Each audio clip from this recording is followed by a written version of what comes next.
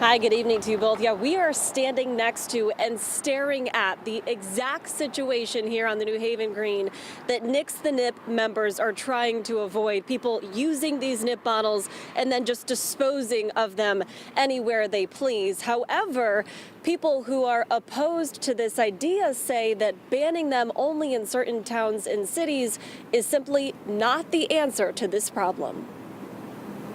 If you walk around Connecticut, you're bound to stumble upon one of these. I just started collecting them to see how many I would get in a walk. Something Cynthia Chesky started a year ago, collecting more than 60,000 nip bottles in Bristol alone, inspiring her to create a group with another advocate, calling it Towns Nixing the Nip. It's an environmental issue, and we want towns that care about the environmental issues to have the choice to ban nips if they choose to. Now the group is hoping to work with lawmakers to draft a bill to change the current law, which was passed some 90 years ago. I'm looking at Connecticut saying we can do better with our trash issue. And the nips are just another component of the trash that is affecting our environment. It's chaotic and it doesn't work.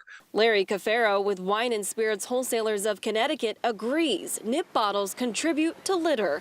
But this proposal, he says, would do more harm than good. One thing we want the public to be sure of is a consistency in policy, especially policy that regulates an intoxicant. 2 years ago, Cafaro and others with the nonprofit 3 Tiers for Connecticut pushed lawmakers to do something about this issue. We came up with an idea to charge a surcharge, an environmental fee, specifically for the purpose of cleaning up nip bottles. That 5-cent fee on each nip bottle goes back into the municipalities to work on cleanup efforts. So far, it's generated $9 million for all 169 towns and cities.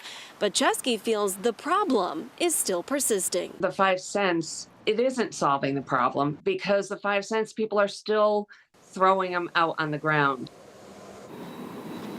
Now, Cafaro says that package stores in Connecticut sell about 94 million nip bottles every single year, and he says some of them would be taking a big hit if they were to be banned in their town or city. However, this is all just a proposal at this point. We want to remind people it is not yet a bill. We're live here in New Haven tonight. Julia LeBlanc, Fox 61, Connecticut's news station.